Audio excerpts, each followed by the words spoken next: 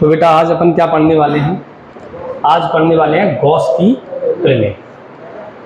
Gauss की प्रमेय इस चैप्टर का सबसे इंपॉर्टेंट क्वेश्चन है और मेरे हिसाब से इस साल पेपर में यही आएगा, इतनी इंपॉर्टेंट। तो गॉस की थ्योरम या गॉस की प्रमेय इस तरीके से भी पूछी जा सकती है कि गॉस की प्रमेय किसे कहते हैं या गॉस का नियम किसे कहते हैं, है ना? गॉस की प्रमेय किसे कहते हैं या गॉस की प्रमेय क्या है या गॉस का नियम क्या है, समझाइए। और क्वेश्चन पेपर में आपको प्रूव करने के लिए भी आएगा। इस चैप्टर का सबसे इंपॉर्टेंट क्वेश्चन मानता हूं इसको, बहुत बार पेपर में आया है, तो आपके पेपर के पॉइंट ऑफ व्यू से ये वाला क्वेश्चन आपको जरूर याद करके जाना। अगर मैं आपसे बोलूं इस चैप्टर में से सिर्फ एक क्वेश्चन याद करना, तो यही करना, इतना इंपॉर्टेंट। मैं आपसे करूं 5 क्वेश्चन याद करना, तो 5 में से भी यही करना। 10 क्वेश्चन याद करके जाना, तो 10 में से भी यही क्वेश्चन याद करके जाना, इतना इंपॉर्टेंट। मतलब गॉस की प्रमेय के बहुत ज्यादा इंपॉर्टेंस इसलिए भी है क्योंकि गॉस की प्रमेय से हर साल एक साल छोड़ के एक साल क्वेश्चन आते ही आते हैं। तो आपको पेपर के पॉइंट ऑफ व्यू से इसको बहुत है, और उसके अलावा भी बहुत इंपॉर्टेंट है, यूज भी होती है हर जगह। तो अपन पढ़ने वाले हैं आज गॉस की प्रमेय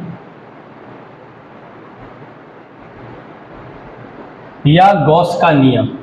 गॉस का नियम। गॉस की प्रमेय और गॉस का नियम कहां लगता है, पहले तो ये समझ लो, और क्यों लगता है। तो अभी तक हमने पढ़ा विद्युत फ्लक्स। क्या पढ़ा था? विद्युत फ्लक्स। आपने विद्युत फ्लक्स का सूत्र भी निकाला था, कितना? Phi E equal to E S cos theta. इसमें एस जो है वो आपका सतह का क्षेत्रफल, ई इसमें विद्युत क्षेत्र और थीटा उनके बीच में बनने वाला कोण। तो इसमें S E S cos theta आपको निकालना पड़ता है। तो ये वाला फॉर्मूला तो हर किसी में लग जाएगा, किसी में भी लग जाएगा। अब मान लो हमारे पास में ऐसी टेढ़ी मेढ़ी सतह है, इसका क्षेत्रफल कैसे निकालोगे? निकाल ही नहीं पाओगे। तो आपके पास में एक ऑप्शन तो ये है कि आप इसमें एक छोटी सी सतह माने ds, इससे छोटा फ्लक्स निकालें, d phi E equal to E ds cos theta. फिर उसका इंटीग्रेशन कर दें। इंटीग्रेशन मतलब छोटे छोटे सतह से जो फ्लक्स आ रहा है उसको सबको जोड़ दें तो पूरी सतह से आ जाए। समाकलन कर दें। ये बहुत मुश्किल काम है, छोटे छोटे सतह से निकालेंगे, उसके बाद फिर सबको इंटीग्रेट करेंगे, मतलब समाकलन करेंगे, उसके बाद आंसर आएगा। और गॉस ने कहा चाहे सतह ऐसी हो, चाहे सतह ऐसी हो, चाहे सतह ऐसी हो, चाहे सतह ऐसी हो, ऐसी ऐसी कैसी भी, इसके अंदर जितना भी चार्ज रखा है, जितना भी, उस चार्ज में बस 1/ε0 का मल्टीप्लाई कर लो, फ्लक्स आ गया। क्या करें? किसी बंद सतह के अंदर जितना भी चार्ज रखा है, आवेश, उस आवेश में 1/ε0 का क्या कर दे? मल्टीप्लाई कर दे। तो उसे हम क्या कहते हैं? विद्युत फ्लक्स। अब एक तरीका यह था कि हम छोटे छोटी सतह से पहले विद्युत फ्लक्स निकालें, फिर सभी सतह का समाकलन करें, तब आंसर आएगा। एक सीधा इसके अंदर कितना भी फ्लक्स रखा है, जैसे यहाँ आवेश रखा था, तो छोटी छोटी सतह से निकाल कर हमने बड़ी सतह का निकाला। एक होता है सीधा 1/ε0 का मल्टीप्लाई कर दो, आंसर आ गया। और कैसी भी सतह हो, चाहे ऐसी ऐसी ऐसी, सोच नहीं। तो बताओ कौन सा आसान? ये वाला। क्या? इसके अंदर जैसे लिखा है 10 माइक्रोकूलम, तो 10 माइक्रोकूलम को कूलम में बदल लेंगे और इसमें 1/ε0 का मल्टीप्लाई कर देंगे, आगे कुल विद्युत फ्लक्स।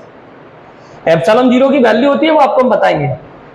यहाँ पे लिखा है 1 कूलम, तो 1 में 1/ε0 का मल्टीप्लाई कर देंगे, आ गया आंसर।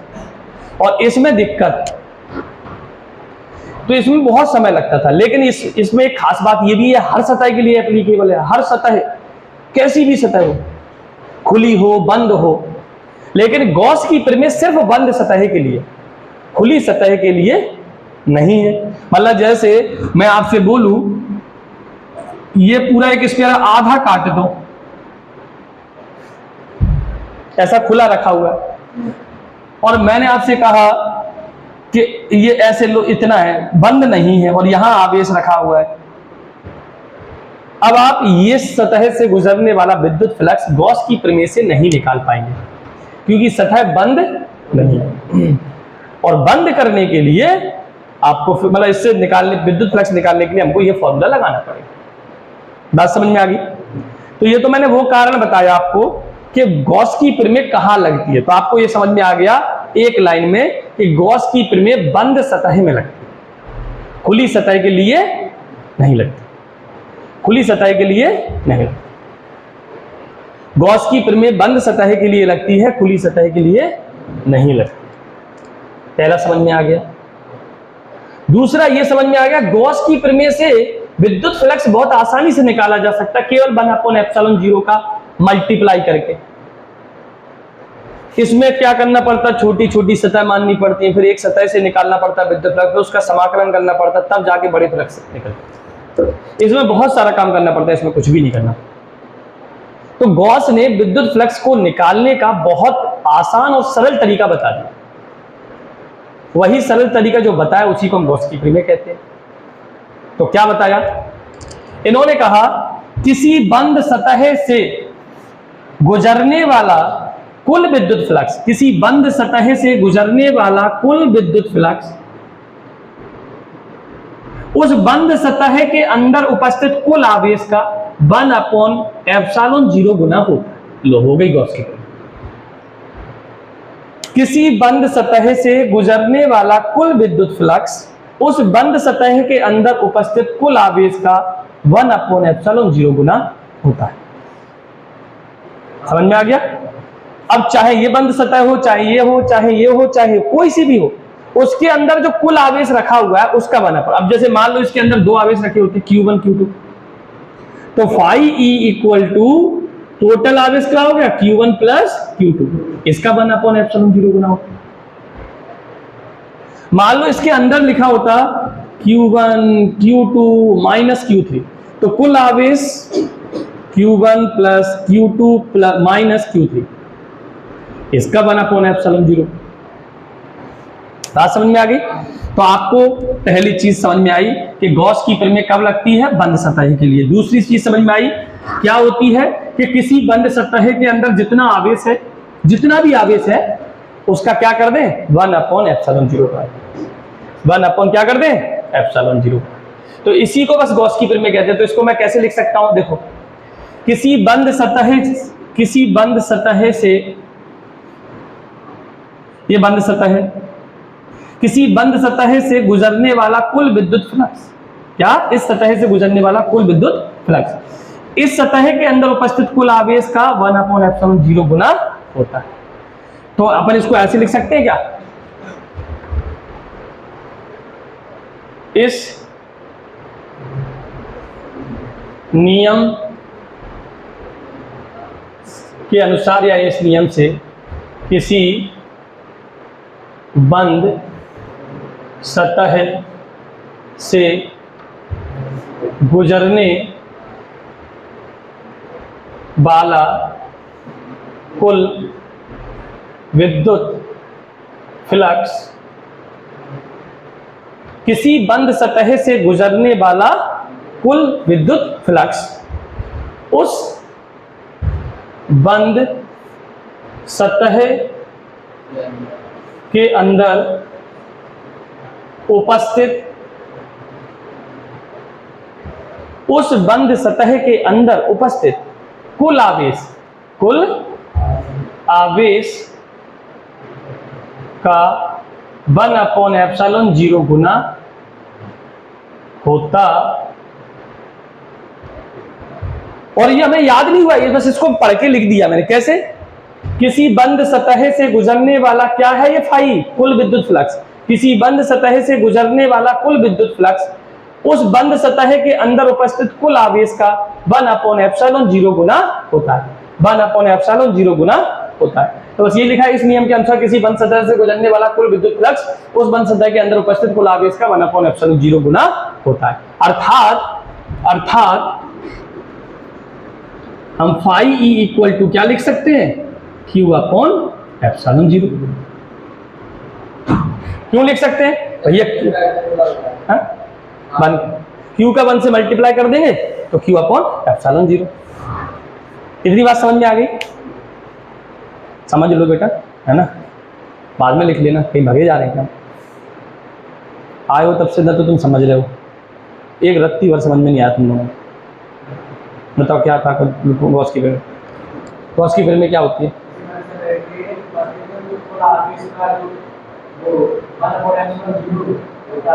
क्या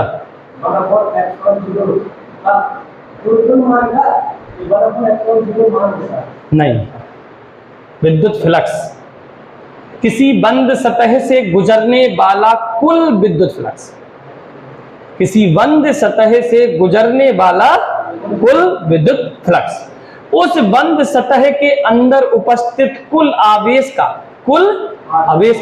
1/ε0 गुना होता है। अर्थात phi E equal to Q/ε0। इतना समझ में आ गया? ये गॉस की प्रमेय है। अब इसको प्रूफ भी करना है। क्या करना है? प्रूफ। तो अपन कैसे प्रूव करेंगे, तो देखें बेटा,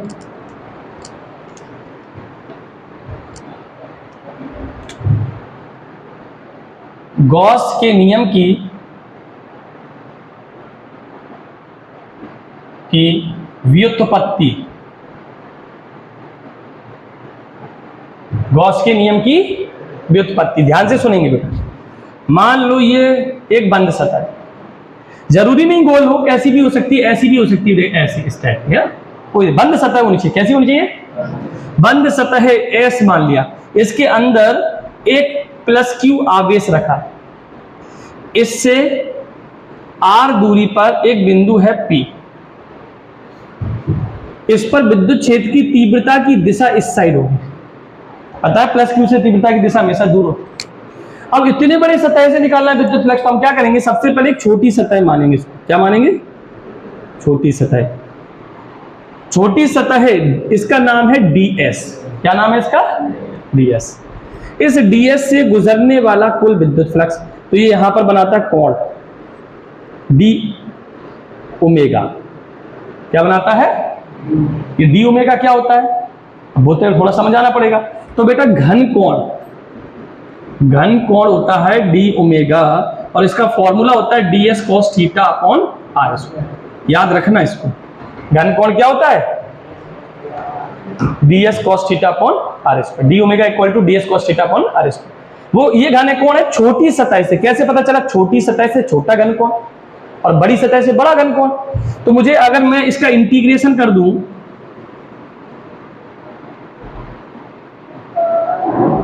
तो याद रखना इस d ओमेगा का इंटीग्रेशन ओमेगा होता है। क्या होता है? ओमेगा। और ये ओमेगा जो है ना वो 4 पाई के बराबर आएगा। किसी बंद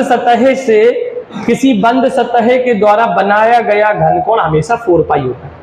क्या होता है? 4 पाई। हमेशा बंद सतह के द्वारा बनाया गया घनकोण क्या होता है? 4 पाई। बंद सतह होनी चाहिए। तो इसीलिए अपन इसको अभी आगे प्रूव करने वाले हैं। तो आप तो याद रखना कि d ओमेगा का इंटीग्रेशन हमेशा 4 पाई होता है। क्या होता है? 4 पाई होता है। तब अब समझते हैं ना। तो हमने लिखा बेटा, माना कि S एक बंद सतह है। S कैसी है? बंद सतह। और इसके अंदर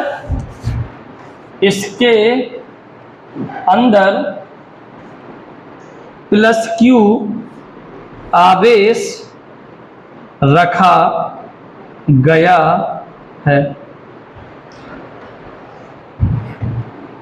इसकी सतह पर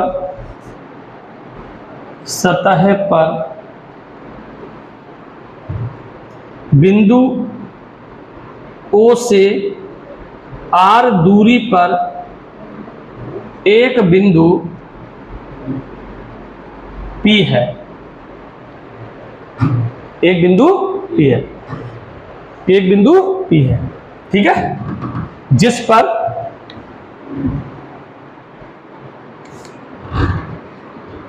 पर विद्युत क्षेत्र की तीव्रता, तो विद्युत क्षेत्र की तीव्रता क्या होती है? 1/4πε/Q/r²।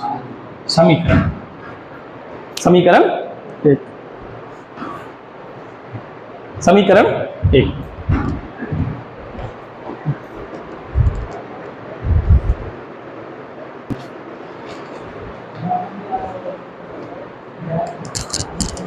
तो विद्युत क्षेत्र की तीव्रता समझ में आ गई।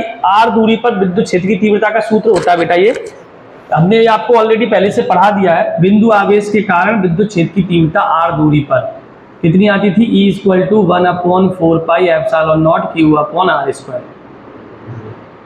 ये फॉर्मूला पहले पढ़ा चुके हैं, इसलिए मैंने ये डायरेक्ट लिख दिया है ना।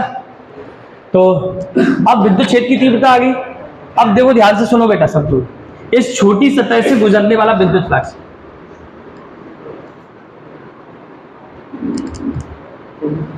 छोटी सतह ds से गुजरने वाला विद्युत फ्लक्स।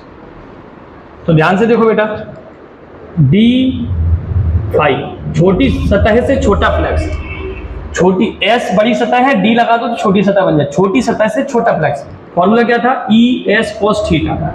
सतह छोटी है तो ds छोटी सतह है तो छोटा फ्लक्स, बड़ी सतह होती तो बड़ा flux. d phi E = E ds cos theta, d phi E = E ds cos theta. अब मैं इस E की वैल्यू पुट कर सकता हूं यहां पर, तो समीकरण 1 से E का मान रखने पर, तो E का मान रखेंगे तो E d phi E 1/4πε/0 Q/r² into ds cos theta. इतना समझ में आ गया? कुछ नहीं किया, उठा के यहाँ E की वैल्यू पुट कर दी, E की वैल्यू यहाँ रख दी 1/4πε/0 Q/r², ठीक है। और ये ds cos थीटा तो था ही, तो ds cos थीटा। अब हमने इसको ऐसे लिखा, d phi E = E ds cos theta, sorry E तो हटाई कर, Q/4πε/0 ds cos theta r²। देखो Q का यहाँ 1 से मल्टीप्लाई कर दिया और ds cos थीटा के नीचे r² लिख दिया, तो Q/4πε/0 ds cos theta r²। अब ये हमारा छोटी सतह से, इस छोटी सी सतह से गुजरने वाला कुल विद्युत फ्लक्स आ गया। हमको पूरी बड़ी सतह से निकालना है, तो हमने लिखा अतः बंद सतह या संपूर्ण सतह भी बोल सकते हैं, संपूर्ण सतह है ना, संपूर्ण पूरी सतह, संपूर्ण बंद सतह S से गुजरने वाला कुल विद्युत फ्लक्स। संपूर्ण सतह, मैंने बोला ना छोटी सतह का समाकलन करते हैं तब बड़ा फ्लक्स आता है, तो छोटी सतह से गुजरने वाला जो विद्युत फ्लक्स आया d फाई, उसका हम क्या कर दें? समाकलन। तो समाकलन करने से क्या आ गया? d फाई E, और सतह बंद है तो हमने यहां क्या कर दिया? बंद सतह से, ये जो गोल लगा दिया ना, इसका मतलब बंद सतह से गुजरने वाला, और ये निशान होता है वो समाकलन का होता है। रख दो यहां value, Q/4πε/0 ds cos theta r²। तो फाई E = Q/4πε/0, याद करो ds cos थीटा r²। पहले से बता दिया इसका मान क्या होता है, ds cos theta r², d omega घन कोण। तो यहाँ पे फाई E = आ गया Q/4πε/0 d ओमेगा। तो यहाँ से फाई E = आ गया बेटा Q/4πε/0, और d ओमेगा का समाकलन करेंगे, ओमेगा आएगा, ओमेगा की वैल्यू कितनी होती है? 4π, तो 4π से 4π कट गया, तो हमारा ये प्रूफ हो गया Q/ε। यही गॉस की थ्योरम थी जो हमको प्रूफ करनी थी, यही हमें सिद्ध करना है। बहुत इंपॉर्टेंट पार्ट लिखे बेटा, बहुत इंपॉर्टेंट क्वेश्चन है।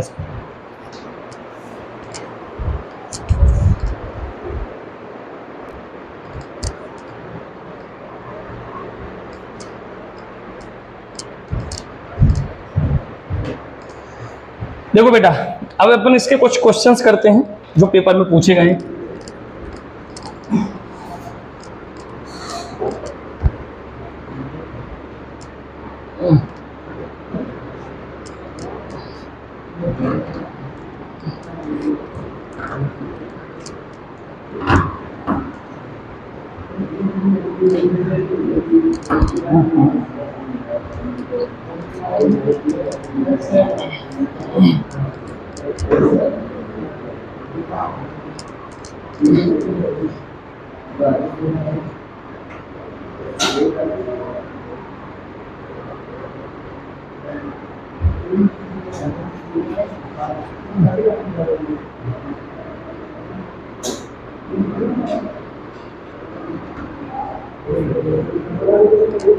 देखो बेटा,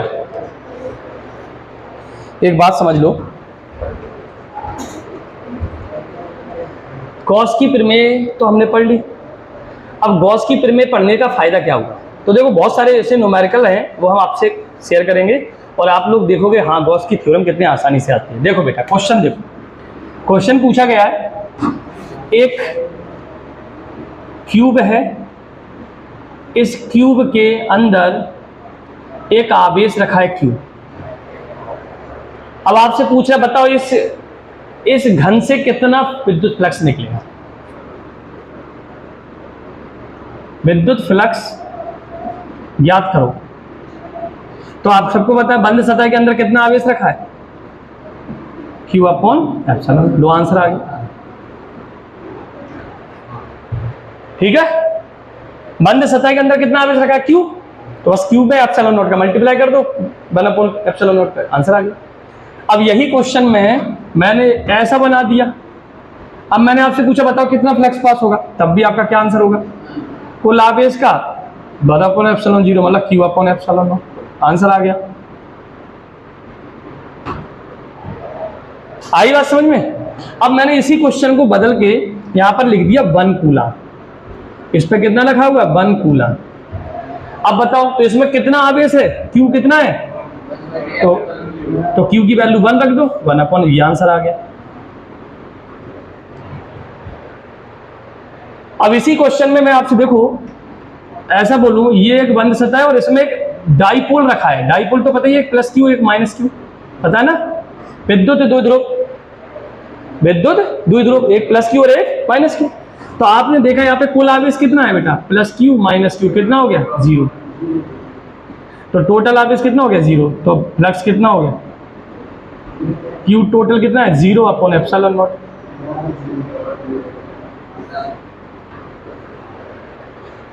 आगे बात समझ में आई कि नहीं आई? अब एक क्वेश्चन देखो, इसी में मैंने ऐसे बोल दिया,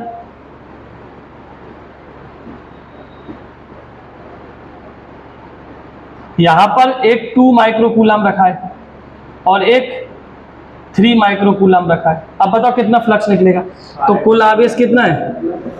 5 माइक्रोकूलम अपॉन एप्सिलॉन। तो 5 माइक्रो को ऐसे लिख सकते हैं 10 की power -6 upon epsilon. Epsilon not की वैल्यू पता है आप लोगों को? 8.854 इंटू 10 की पावर -12 रख दो इसमें।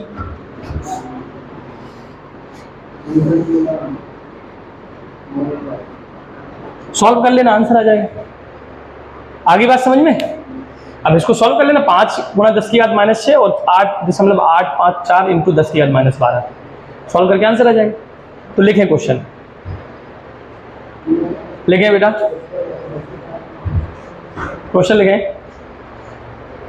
एक कूलम आवेश से गुजरने वाला विद्युत फ्लक्स याद कीजिए, एक कूलम आवेश से, तो ये इसका आंसर है बेटा, यहां से आता है। एक कूलम आवेश से गुजरने वाला कुल विद्युत फ्लक्स याद कीजिए।